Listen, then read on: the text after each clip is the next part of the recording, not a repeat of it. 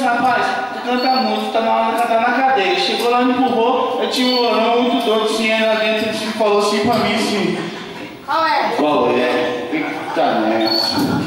Eu disse, só porque eu tava cantando. Valentina, Valentina, de Jesus, não sei se eu me ama, pra que tu me seduz. Pode ver, cara, meu, tu dança não, só boto bem paradinho, vamos cantar outro dia, o trombonado falou, quem é o cantor? Eu disse, pronto. Rapaz, você tá solto, mas nunca mais canta esse negócio de Valentina, Valentina, pra que tu me seduz.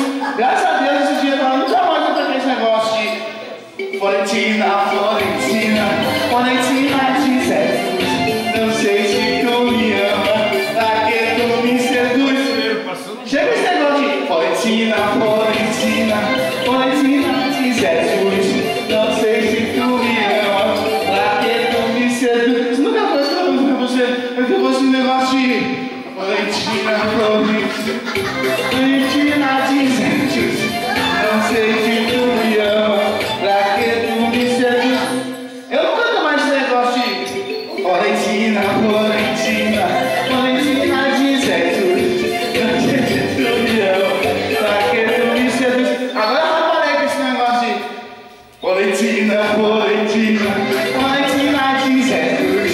Não sei se tu me ama, pra que tu me seduz. Eu quero é chegar no chuvaco e cantar o negócio de Valentina, Valentina. Chega.